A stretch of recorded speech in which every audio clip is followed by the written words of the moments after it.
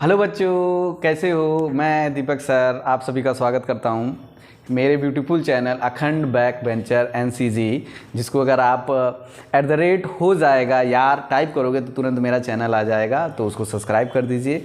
हम इस चैनल पे लेकर आए हैं फिज़िक्स के 11th 12th advance level NEET main सभी तरह के जो है लेक्चर अवेलेबल होगा। पूरा होल सिलेबस होगा और प्लस हमने इरोडो सॉल्व करना स्टार्ट किया है, SC वर्मा स्टार्ट किया है। कुछ समय बाद NCERT भी कर देंगे। जब आप इरोडो और वो सॉल्व हो जाएगा तो NCERT का कोई मतलब नहीं बनता। उसके बाद PYQ का भी आएगा, ताकि जिनको ज़रूरत हो वो जाके देख ले। तो आज के लेक्चर में हम पढ़ेंगे सुपरपोजिशन थ्योरम। बहुत ही इंपॉर्टेंट टॉपिक है सुपरपोजिशन थ्योरम। और 2-3 जगह आप और पढ़ते हो, जैसे कि इलेक्ट्रोस्टैटिक में पढ़ते हो फोर्स के साथ, एक्चुअली फोर्स के साथ ही पढ़ते हो, तो देख लेते हैं उसको। उसके बाद हम वेव में किस तरह सुपरपोजिशन को लगा रहे हैं उसको देखते हैं। सुपरपोजिशन लगाने के लिए अगर आप इंजीनियरिंग पॉइंट व्यू से देख रहे हो, क्योंकि आप कुछ लोग हैं इंजीनियर बनना चाह रहे हैं और कुछ लोग हैं जो डॉक्टर बनना चाह रहे हैं, तो अभी उनका ड्रॉप हो जाएगा। जैसे उन्होंने एडमिशन लेंगे फिजिक्स ड्रॉप हो जाएगी और केमिस्ट्री और बायो ही उनको आगे चलना है। लेकिन आप इंजीनियरिंग में जा रहे हो तो सुपरपोजिशन थ्योरम एक बहुत ही इंपॉर्टेंट कॉन्सेप्ट होता है। तो जैसे कि जब आप इंजीनियर बनते हो तो आप सिस्टम का डिज़ाइन करते हो, कोई भी सिस्टम हो उसको डिज़ाइन कर रहे हो, जैसे कि घर बना रहे हो या कोई इंजन बना रहे हो जहाँ पे फोर्स काम कर रहा है। तो क्या होता है, सुपरपोजिशन थ्योरम लगाने से पहले आपको सिस्टम को चेक करना होता है। सिस्टम क्या होना चाहिए, दो बहुत इंपॉर्टेंट है कि सिस्टम शुड बी होमोजीनियस, यानी इनको जोड़ा जा सके, और सिस्टम शुड बी लीनियर, यानी कि जो फोर्स है वो अदर क्वांटिटी पे लीनियरली डिपेंडेंट हो। जैसे कि अगर आप 10th में इलेक्ट्रिसिटी पढ़ चुके हैं तो हमें होता है V directly proportional to I, Ohm's law. ये एक लीनियर कॉन्सेप्ट है। जैसे जैसे V बढ़ेगा वैसे वैसे I बढ़ेगा। प्रोपोर्शनैलिटी अड़ाओगे तो I इंटू R। इसी वजह से हम V1 प्लस V2 करें और इसका करंट I2 हो, इसका I1 हो, तो हम लिख सकते हैं इसी R पे I1 plus I2 into R। या आप कह सकते हो कि I1 R1 plus I2 R2। ये क्या है, एक सुपरपोजिशन थ्योरम है। सुपरपोजिशन अप्लाई हुआ तभी आप इसको जोड़ पाए, नहीं तो नहीं जोड़ पाते। अगर कभी कभी होता है इलेक्ट्रॉनिक सर्किट में करंट I स्क्वायर पे डिपेंड करता है, तो प्रोपोर्शनैलिटी हटाओगे तो तुम्हें क्या इसको सुपरपोजिशन की तरह जोड़ सकते हो? नहीं, इसको किसी रेंज में जोड़ सकते हो जहां पे लगभग ऑलमोस्ट लीनियरिटी की तरह फॉलो करे। V और I के बीच में इस लीनियर का ये रेंज हो सकती है 20 वोल्ट तक, 25 वोल्ट तक। उसके बाद ये क्या हो जाएगा, वो बड़ी तेजी से I स्क्वायर पे डिपेंड करना स्टार्ट हो जाएगी। तो आप सुपरपोजिशन नहीं लगा पाओगे। सुपरपोजिशन लगाओगे तो रियल वैल्यू कुछ और आएगी और तुम्हारा थ्योरेटिकल वैल्यू कुछ और आएगी। तो यहाँ पे आपको इस चीज़ का टेंशन लेने की ज़रूरत नहीं है कि हमारा सिस्टम लीनियर है कि नहीं है, क्योंकि 12th लेवल पे हम सिर्फ और सिर्फ क्या पढ़ाते हैं, सुपरपोजिशन थ्योरम है क्या उसके बारे में बताते हैं। तो सुपरपोजिशन थ्योरम जो है हम पहले थोड़ा फोर्स पे देख लें, उसके बाद हम उसको वेव पे लगाएंगे कि सुपरपोजिशन थ्योरम किस तरह वर्क कर रहा है। मान लो एक ब्लॉक क्या है, ब्लॉक है, M ब्लॉक है, इस पर फोर्स F1 ऐसे लगा, इस F2 ऐसे लगा, F3 मान लो इधर ही जा रहा है, F4 ऐसे लगा। तो इस पर देखो फोर्स का हर जगह डायरेक्शन अलग है, तो इसको कैसे निकालोगे, F नेट कैसे निकालोगे? तो हम इस पर सुपरपोजिशन लगाते हैं।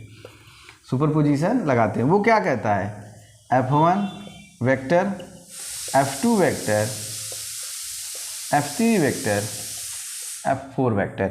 जब इनको वेक्टरली जोड़ देंगे तो इनका जो रिजल्टेंट आएगा विद डायरेक्शन वो इस वेक्टर का क्या होगा, फोर्स और डायरेक्शन होगा, मैग्नीट्यूड और डायरेक्शन होगा। तो ये ही सुपरपोजिशन थ्योरम है कि जब हम किसी बहुत सारे इंडिविजुअल फोर्स को जोड़ने का जो थ्योरम होता है वही सुपरपोजिशन थ्योरम होता है।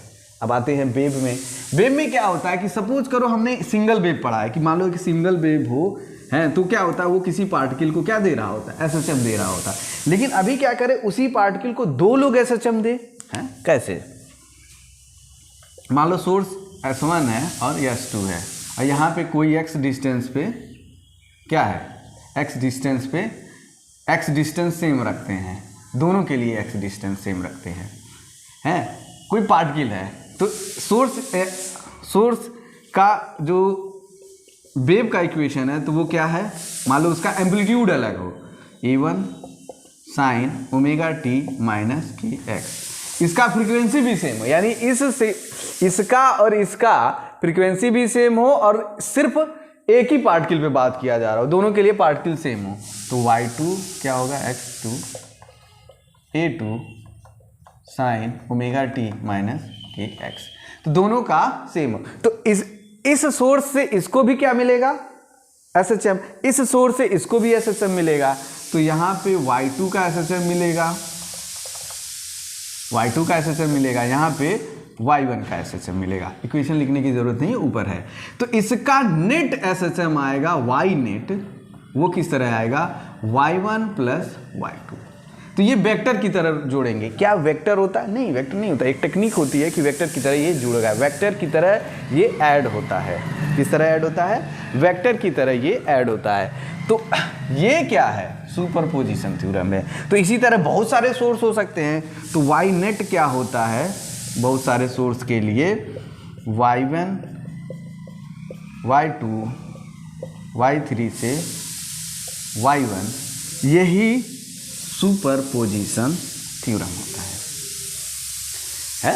तो सुपरपोजिशन थ्योरम क्या आ रहा है कि एक पार्टिकल को अलग अलग सोर्स द्वारा जो SHM मिलता है उसका वेक्टर फॉर्म में जब हम एडिशन कर देते हैं तो उस पर रिजल्टेंट SHM की इक्वेशन आ जाती है या y की इक्वेशन आ जाती है, और ये जो ऐड करने की प्रक्रिया है यही सुपरपोजिशन कहलाती है। तो इस तरह जब हम ऐड कर देंगे, इसको सॉल्व कर लेंगे, जो इक्वेशन आएगा वो उस पार्टिकल का SHM होगा। तो ये बहुत ही अच्छा इक्वेशन है। क्यों, क्योंकि हो सकता है हमारा एक ऐसा सिस्टम हो उस पर अलग अलग जगह से अलग अलग चीज़ें आ रही हो, तो हमें कैसे पता चलेगा कि नेट इफेक्ट क्या होगा। तो सुपरपोजिशन बहुत अच्छा काम करता है। बस हमारा सिस्टम लीनियर होमोजीनियस होना चाहिए और हमारा सब कुछ प्रॉब्लम सॉल्व हो जाता है। चलो हम अब स्ट्रिंग पे पढ़ते हैं कि स्ट्रिंग पे क्या हो रहा है। मान लो दो स्ट्रिंग है, जिसको मान लो एक ही स्ट्रिंग है जिसमें दो वेव आ रहे हैं, ऐसा हो सकता है दोनों अलग अलग डायरेक्शन से आ रहे हैं। मान लो ये स्ट्रिंग पे एक इधर से आ रहा है और एक इधर से आ रहा है, ये v वेलोसिटी दोनों की सेम लेते हैं, स्ट्रिंग सेम है, दोनों की v वेलोसिटी सेम लेते हैं, लेकिन हो सकता है कि एम्पलीट्यूड इसका a1 हो और इसका a2 हो। क्या हो, a1 हो a2 हो। तो यहाँ पे कहीं मिलेंगे, जब ये मिलेंगे तो कुछ इस तरह से मिलेंगे, ये इधर से आया और ये इधर से आया v। तो इसका रिजल्टेंट a नेट क्या हो जाएगा, a1 प्लस a2। वेक्टरली जोड़ा गया क्योंकि इनके बीच में कोई फेज डिफरेंस नहीं है, इनिशियल फेज डिफरेंस नहीं है, इस वजह से ये दोनों सीधे सीधे ऐड हो जाएंगे। अब ये जब ओवरलैप करेंगे तो क्या होगा, ये दोनों ओवरलैप करके बढ़ जाएंगे, तो ये हो जाएगा, यहाँ पे अभी दोनों ओवरलैप किए नहीं हैं, अभी ये दोनों अलग अलग हैं, तो ये ए नेट इस पे अप्लाई नहीं होगा, दोनों को अलग अलग है। अब तो ये दोनों ऐड हो चुके हैं, मान लो एक का ये है और एक का ये है, तो ए नेट बढ़ चुका है, इनसे बढ़ चुका है। और कितना बढ़ चुका है, a1 प्लस a2। क्या बढ़ चुका है, a1 प्लस a2, ये दोनों बढ़ चुके हैं। अभी ये वेव कहीं, अब सर वेलोसिटी दोनों की नहीं होगी, ये एक इंस्टेंट है, कुछ समय के लिए मिलेंगे, उसके बाद ये दोनों अलग अलग हो जाएंगे, फिर इस तरह से अलग अलग हो जाएंगे। एक इधर जाता हुआ दिखेगा, एक इधर जाता हुआ दिखेगा, तो इसका a2 हो जाएगा, इसका a1 हो जाएगा। उसके बाद ये इधर पहुंच गया और ये इधर पहुंच गया, v वेलोसिटी से ये इधर गया, ये इधर गया। तो इस तरह होता है रूप में। आए दोनों का यहाँ पे मीटिंग पॉइंट हुआ, यहाँ पे दोनों मीट करके वो हो गए, फिर ये दोनों अलग अलग डायरेक्शन में गए, वो उधर चला गया और ये इधर चला गया। उसी तरह इसमें देख लो,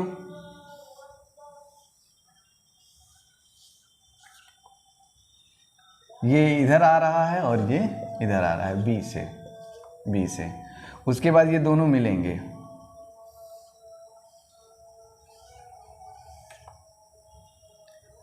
ये इधर जाएगा, ये इधर आएगा, ये जस्ट पॉइंट मिलन का है। उसके बाद ये दोनों सीधा हो जाएंगे है। अब ये दिमाग में एक आता है कि अरे सर दोनों सीधा हो गए तो क्या एनर्जी लॉस हो गई? नहीं, एनर्जी अभी भी है। तो होता क्या है, ये दोनों ओवरलैप करेंगे तो ये कुछ इस तरह होता है कि आधा ऊपर जा रहा होता है, आधा नीचे जा रहा होता है। ये दोनों ओवरलैप कर दिए, आधा पार्टिकल ऊपर जा रहा, एसएचएम में ऊपर जा रहा है, आधा नीचे। तो दोनों का इफेक्ट क्या आ जाएगा? स्ट्रेट लाइन की तरह एकदम फ्लैट हो जाएगा है। उसके बाद दोनों अलग होंगे, तो दोनों अलग होंगे तो ये वाला इधर आ जाएगा, तो कुछ इस तरह से बनेगा। उसके बाद दोनों जो है यहाँ पे पहुँच जाएंगे, तो ये ऐसे हो जाएगा और ये ऐसे हो जाएगा। यहाँ पे ए नेट 0 होगा, ए नेट 0 होगा। इसका एम्पलीट्यूड अगर हमने A1 लिया है तो इसका A2 हो जाएगा। यहाँ पे दोनों ऐड नहीं है, यहाँ पे 0 हो जाएगा। यहाँ पे ये A2 इधर हो जाएगा, A1 इधर हो जाएगा, ये A2 हो जाएगा और ये A1 हो जाएगा। इसकी वेलोसिटी इधर, इसकी वेलोसिटी इधर, यहाँ पे इसकी वेलोसिटी इधर और इसकी वेलोसिटी इधर है। तो इसको नोट कर लीजिए, इसी तरह जो है होता है। तो आगे चलते हैं, एक क्वेश्चन देते हैं, उसको सॉल्व करेंगे।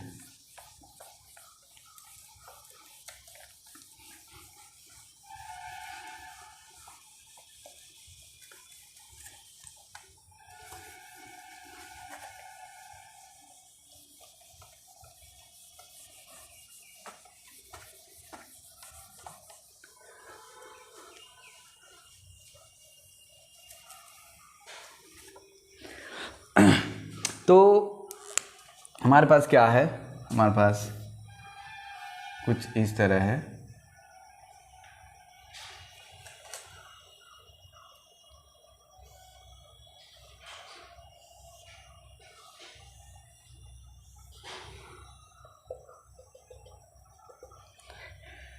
इसका वेट 4 सेंटीमीटर है, इसकी हाइट 2 सेंटीमीटर है।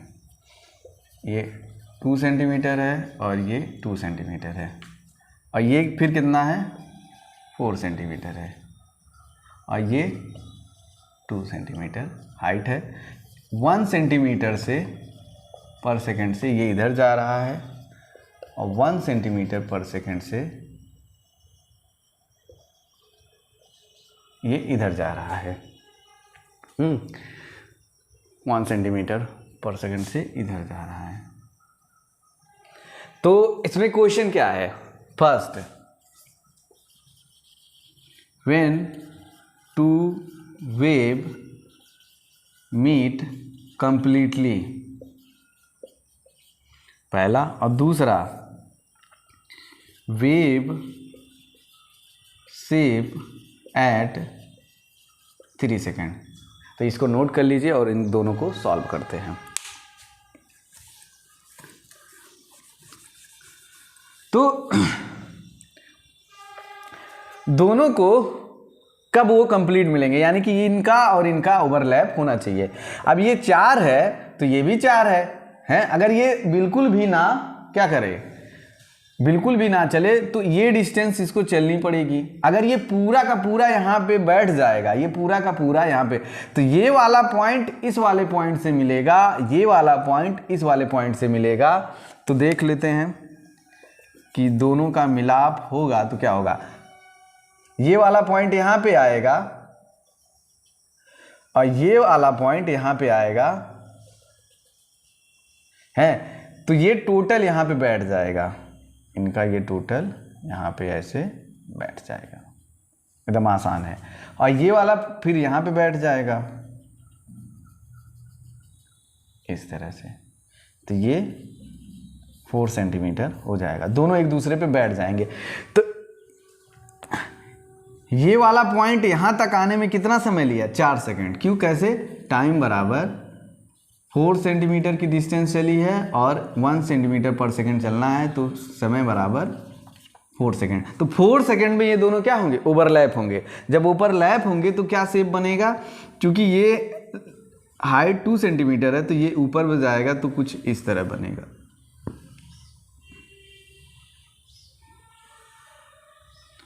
तो ये 2 सेंटीमीटर और ये 2 सेंटीमीटर। तो इस तरह का मंदिर बन जाएगा। क्या बन जाएगा, मंदिर बन जाएगा। लेकिन अभी अगला क्वेश्चन है कि क्या होगा जब ये 3 सेकंड पे हो, 3 सेकंड ही चले। तो ये पॉइंट तो 3 सेकंड चलेगा, यानी कि यहाँ अगर हम इसको 1 सेकंड ले लें तो ये पॉइंट यहाँ देख लेते हैं। तो ये कुछ इस तरह से है, ये 1 सेकंड हो जाए 1 सेंटीमीटर हो जाएगा और ये 3 सेंटीमीटर हो जाएगा। और ये भी, ये वाला पॉइंट 3 सेंटीमीटर, तो 2 यहाँ, 1 सेंटीमीटर इधर जाना पड़ेगा। तो इसको कुछ इस तरह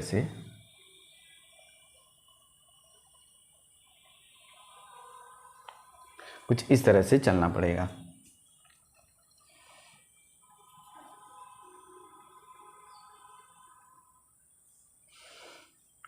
ये क्या होगा, इसके लिए 1 सेंटीमीटर होगा और ये टोटल कितना होगा,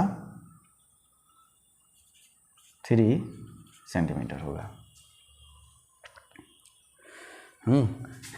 असल में ये इसका मैक्सिमम पॉइंट जो होगा, क्योंकि ये तो 1 ही सेंटीमीटर आया है और ये 1 सेंटीमीटर ये इधर घुसा है, 1 सेंटीमीटर ये, तो ये टोटल इनके बीच का ये लेंथ है 2 सेंटीमीटर। तो यहाँ कहीं पे ऐसे कुछ, यहाँ से यहाँ तक का यानी आधा, आप कह सकते हो कुछ इस तरह से। ये वाली लाइन कुछ इस तरह से है, कुछ इस तरह से। तो बनेगा क्या, इस तरह बनेगा, फिर ये जाएगा, फिर ऐसे आएगा, फिर ये ऐसे। तो इस तरह का शेप बनेगा, इस तरह का शेप बनेगा। यहाँ ये 3 सेंटीमीटर का है और ये 1 सेंटीमीटर का है, ये 3 सेंटीमीटर का है, ये 1 सेंटीमीटर का है। तो इस तरह का कोई शेप बनेगा 3 सेकंड पे। तो पॉज करके नोट कर लीजिए, आगे चलते हैं। अब हम जो आगे बताएंगे वो बताएंगे कि किस तरह अगर साइन फंक्शन दिया हो, कॉस फंक्शन दिया हो, तो उसका सुपरपोजिशन के थ्रू ए नेट निकालना, उनका कितना एंगल बन रहा है वो निकालना, और नेट इक्वेशन क्या बन रहा है वो निकालना, तो वो सीखेंगे। ये क्या था हमारा, ये हमारा था कि कैसे ग्राफिकली हम बनाएंगे, वो था। तो इस पर भी क्वेश्चन आते हैं। ग्राफ ऐसे 2 आएगा और तुमको रिजल्टेंट ग्राफ बनाना होता है, तो आप निकाल लोगे। अब आते हैं कि कैसे अगर साइन फंक्शन दिया हो तो करेंगे। तो मान लो फिर वही कि एक सोर्स यहाँ पे S1 है इस बार, और ये S2 है, और यहाँ पे कोई पार्टिकल है x डिस्टेंस पे, और इसके लिए भी क्या है, x डिस्टेंस पे। तो ये y2 बराबर क्या हो जाएगा, y x और t का फंक्शन है, a2 sign omega T minus k x. ये हमारा इक्वेशन है। उसी तरह y1 एक्स टी बराबर a1 sign omega T minus k x. तो ये है, तो y1 इसके वजह से y1 मिला और इसके वजह से क्या मिला, y2 का SHM मिला। इस पार्टिकल को 2 SHM मिला और इनका रिजल्टेंट y नेट होगा, जो कि सुपरपोजिशन से y1 प्लस y2 होगा। हमें यही निकालना है, हैं? तो ये तो हमारा क्या था, ग्राफ था।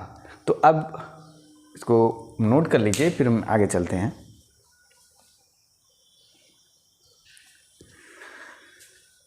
तो हमारे पास कुछ इस तरह का इक्वेशन होगा। चलो ठीक है, ये हमने नोट कर लिया। तो y नेट बराबर क्या होगा, y नेट बराबर a1 sign omega T minus x. और y2 क्या होगा, plus a2 sign omega T minus k x और प्लस लैम्डा। सोचो कि वो पहले से ही कुछ फेज पे हो, मतलब ये बहुत ज़रूरी है कि a1 जो हमने लिया है उसका फेज डिफरेंस पहले का इसके अलावा क्या था, ज़ीरो था। Omega T minus k x के अलावा ज़ीरो था, लेकिन इसका कुछ हमने लैम्डा लिया है, तो इसको हम खोलते हैं और इसको ऐसे रहने देते हैं। तो ये मैथमेटिक्स है, तो ध्यान दीजिएगा। y नेट बराबर a1 sign omega T minus k x, ये ऐसे ही रहेगा और ये खुल जाएगा a2 cos lambda sine omega T minus k x plus a2 sine lambda cos omega T minus k x. अब देखो ये वाला टर्म यहाँ से कॉमन हो जाएगा, तो बचेगा क्या, a1 plus a2 cos lambda sine omega T minus k x plus a2 sine lambda cos omega T minus k x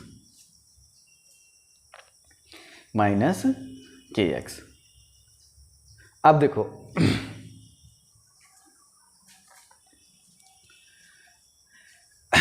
इसको हम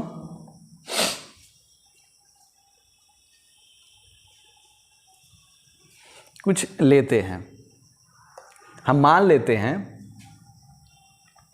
क्या मान लें कि a1 plus a2 cos lambda बराबर a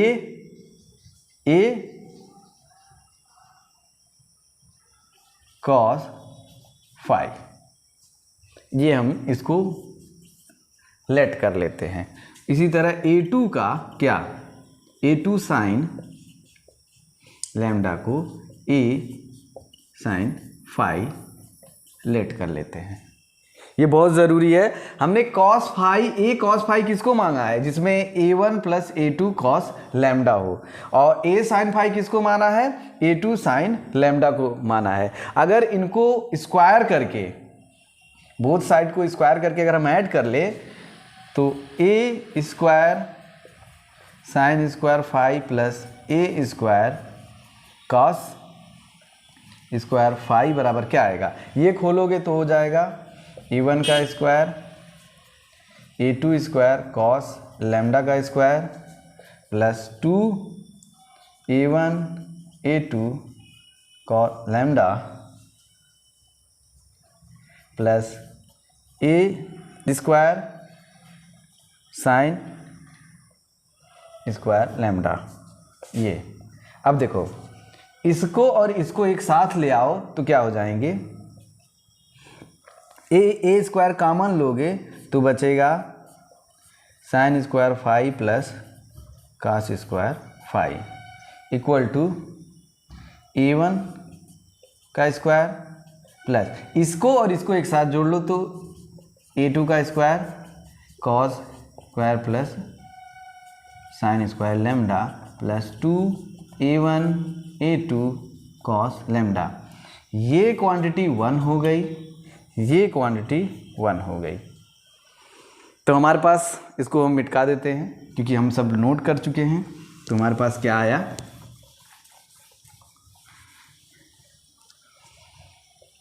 ए स्क्वायर बराबर a1 का स्क्वायर a2 का square 2a1 a2 cos lambda, ये आ गया है।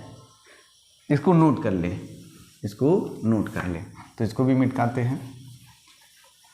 हमने जो लेट किया था उसको यहाँ पे रखते हैं, a cos phi sine omega T minus k x plus a sine phi cos omega T minus k x.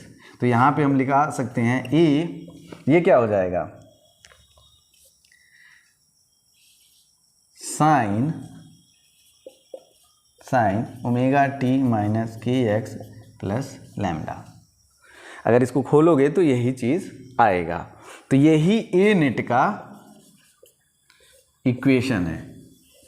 अब देखो यहाँ से लैम्डा निकालना हो, ए की वैल्यू क्या है, ए बराबर ए स्क्वायर बराबर हमने निकाला था ए1 का स्क्वायर प्लस ए2 का square plus 2a1 a2 cos lambda, और tan थीटा बराबर इसको इसका और इसका a sin फाई बटा a cos फाई, जो a sin फाई क्या है a2 sin lambda a1 plus a2 cos lambda, यहाँ से ये इक्वेशन।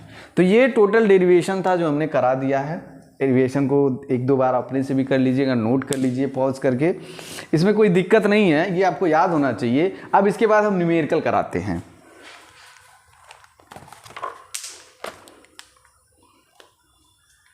इसके बाद क्या होगा, न्यूमेरिकल होगा।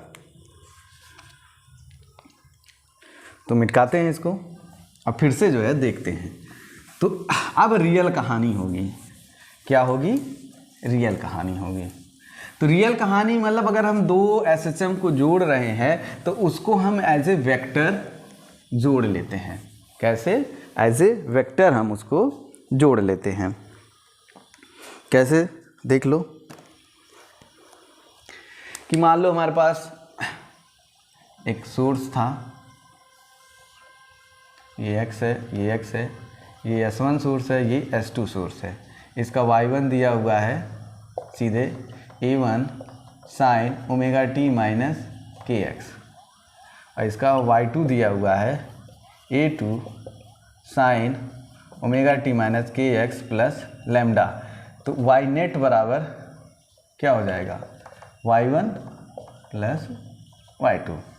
अब क्या है, इसको वेक्टर की तरह जोड़ लेते हैं। वेक्टर की तरह कैसे जोड़ लेंगे सर, देखो जिसका फेज सबसे कम हो, हमने जो प्रूव किया था उस प्रूव में इक्वेशन में हमने क्या लिया था, ए नेट बराबर a1 sign omega T minus k x. इसका फेज जीरो है, इसका फेज जीरो है, तो जब अंत में हम इसको जोड़ेंगे तो इसका फेज जीरो रखना पड़ेगा क्वेश्चन को भी, plus a2 sign omega T minus k x plus lambda. जिसका फेस कम हो उसको ए मान लेते हैं, इसको ए मान लेंगे। a2 इसके साथ किस एंगल पे है, एक लैम्डा एंगल पे है, तो इसका रिजल्टेंट अगर हम इसको फाई मान ले तो आ जाएगा। तो ये कैसे होगा, ए नेट बराबर a1 का square plus a2 under root a2 का square plus 2a1 a2 cos lambda. Phi की वैल्यू कैसे निकलेगी, फाई बराबर tan inverse a2 sine lambda upon a1 plus a2 cos lambda. ये हमने प्रूव किया था, तो इसी का यूज करेंगे, नोट कर लीजिए।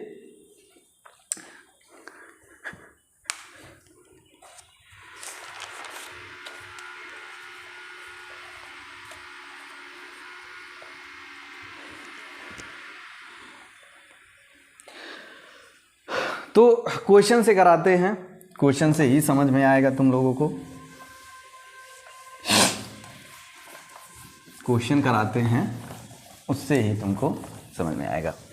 तो क्या है हमारे पास क्वेश्चन है, हम ले लेते हैं वाई नेट हमें निकालना है। अगर कोई पार्टिकल है उसका 4 sine omega T minus k x plus 60 दिया हुआ है, क्या मतलब 30 ले लें, क्या ले लें 30 ले लें, plus 5 sign omega T minus k x plus 120 ले लें, हैं? ये हमारा क्वेश्चन है। अब ये स्टैंडर्ड इक्वेशन की तरह तो है नहीं, लेकिन हम फिर इसको मान लें। अब देखो इसमें और इसमें फेज डिफरेंस क्या है, तो φ1 माइनस φ2 करोगे तो, या फिर φ2 माइनस φ1 कर लो, φ2 माइनस φ1 कर लो, तो इसमें वैसे ये घटाओगे तो omega T minus k x plus 120 minus omega T plus हो गया minus minus k x minus 30, ये इससे कट गया, ये इससे कट गया, इसमें से घट के 90 आ गया। इनके बीच का फेज डिफरेंस लैम्डा बराबर क्या है 90 है। अब क्या देखो, एक किसको मानोगे 4 को, क्यों? क्योंकि इसका फेज छोटा है, हमेशा छोटे फेज को मानो। ये 4 है, 90 पे जाएगा A2 बराबर 5, A1 बराबर 4। तो इनका रिजल्टेंट ए नेट क्या आ जाएगा, ए नेट हो जाएगा, क्योंकि ए नेट का स्क्वायर A1 प्लस A1 का स्क्वायर प्लस A2 का स्क्वायर 2A1 A2 cos 90, ये वैल्यू तो 0 हो गई, cos 90 की वैल्यू 0 हो गई। तो ये आया ए नेट बराबर under root A1 plus A2 का A1 स्क्वायर प्लस A2 का स्क्वायर। तो ये ए नेट अगर तुम निकालोगे तो क्या आ जाएगा, 4 का स्क्वायर प्लस 5 का स्क्वायर। हमने 5 लिया है, नहीं हमें 3 ले लेना है, 3 ले लेंगे तो आसान हो जाएगा।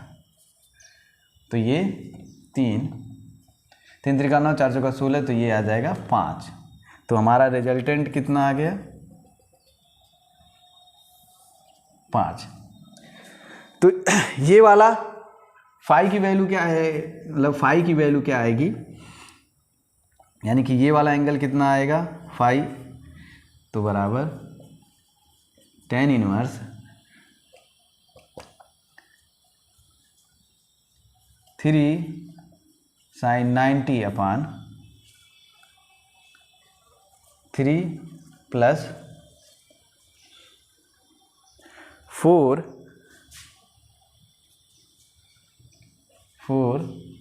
cos 90, नहीं ये 4, ये 3, ये तो 0 हो गया और ये 1 हो गया, 3/4 बराबर 37 डिग्री।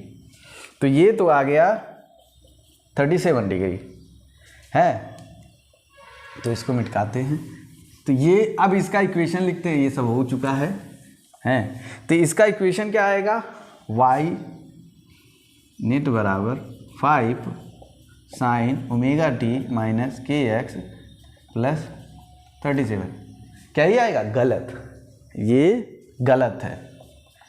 देखो हमने वो जब ये लिखा था स्टैंडर्ड, जो यहाँ पे प्लस करके लैम्डा 5 लिखा था, तब इसका क्या था 0 था, अभी क्या है 30 है। तो जो नेट इक्वेशन, जो करेक्ट इक्वेशन होगा वो होगा 5 sign omega T minus k x plus 30 plus 37।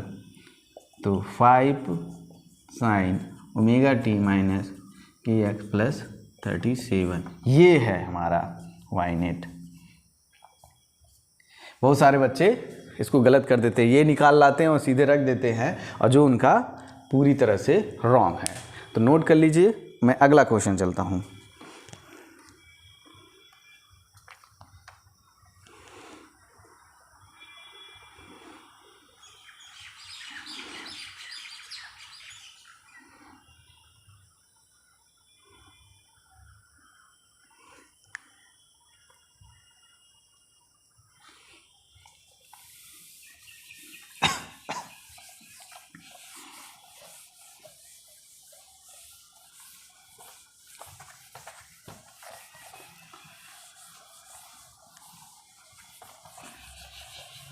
तो अगला क्वेश्चन हो, यही क्वेश्चन हो Y net 3 sine omega T minus k x ले लिया जाए, minus 4 sine omega T minus k x plus 90 ले लिया जाए। 90 छोड़ो, इसको जो है 30 ले लो, 30 ले लो। तो यार, तो यहाँ तो माइनस आ गया है, तो इसको माइनस को प्लस करना पड़ेगा। तो माइनस को प्लस करने के लिए क्या होगा,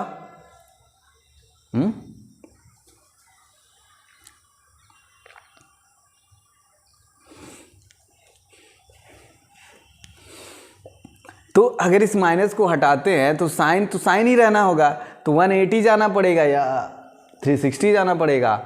तो 180 plus theta sine 180 plus theta sine theta होता है। तो लिख सकते हो 3 sine omega T minus k x plus 4 sine omega T minus k x plus 180 plus 30। तो इसके जगह पे हो जाएगा 210। अब ये सही है, अब इस पे हम लगा सकते हैं। तो फेज डिफरेंस क्या आया इन दोनों के बीच में, 120 का आया। फेज डिफरेंस 120 का आया। अब A1 क्या है, A1 बराबर 3, A2 बराबर 4। तो A1 बना लेते हैं 3, और इनमें एंटी क्लॉकवाइज यहाँ से 180 और प्लस 30। तो 180 30, तो ये इधर से कितना बचेगा, इधर से बचेगा 150 बचेगा, और ये है 4।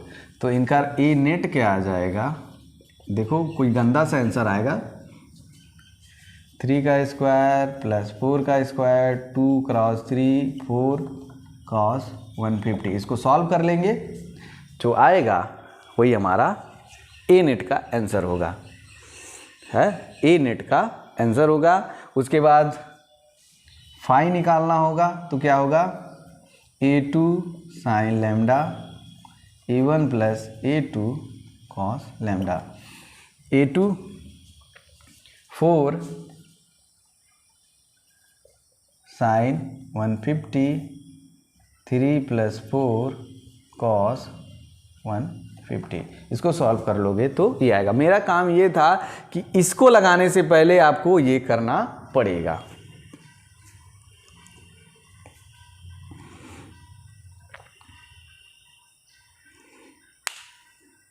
और एक और करा देते हैं, उसके बाद जो है इसको बंद करते हैं। एक और, चलो ये थोड़ा सा मैथमेटिक्स था, इस बार हम कॉस ले लेते हैं। क्या ले लेते हैं, कॉस ले लेते हैं। वाई नेट बराबर 4 sine omega T minus k x plus 30 ले लेते हैं। और इधर क्या ले लेते हैं, इधर ले लेते हैं minus cos omega T minus k x plus 60। Minus भी है कॉस भी है, तो क्या ऐसा साइन का लें कि ये आ जाए। तो हमें पता है साइन की वैल्यू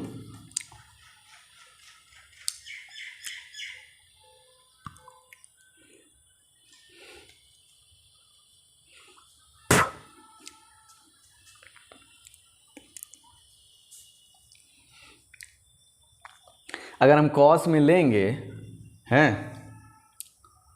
तो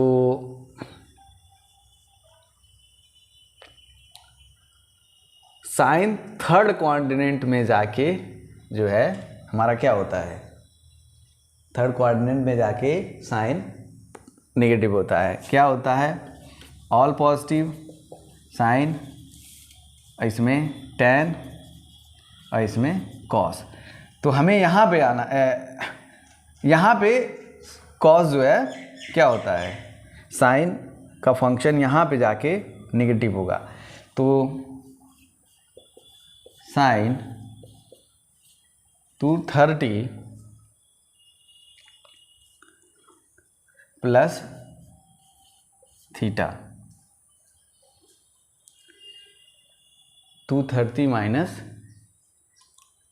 थीटा। अगर माइनस कर देंगे तो ये पूरी का पूरा ये माइनस हो जाएगा। तो ये साइन जाके यहाँ पे, इसमें साइन जाके क्या हो जाएगा, नेगेटिव हो जाएगा। तो साइन ये कॉस माइनस कॉस थीटा, यानी अगर देखा जाए तो 180 तक साइन पॉजिटिव होता है, उसके बाद वो नेगेटिव हो जाता है। तो ये आ जाएगा, तो यहाँ पे ये हो जाएगा 4 sin omega T minus k x plus 30 plus sin 270 omega T minus e x plus 270 का मतलब 330। अब ये हमें क्या दे देगा, नेगेटिव में कॉस देगा। देखो अभी भी इसको a, तो हमारा a1 क्या आ जाएगा 4 आ जाएगा, a2 क्या आ जाएगा, यहाँ पे ये 3 लिया था 3 हो जाएगा। अब फेज डिफरेंस हमारा क्या हो जाएगा 300 डिग्री हो जाएगा फेज डिफरेंस।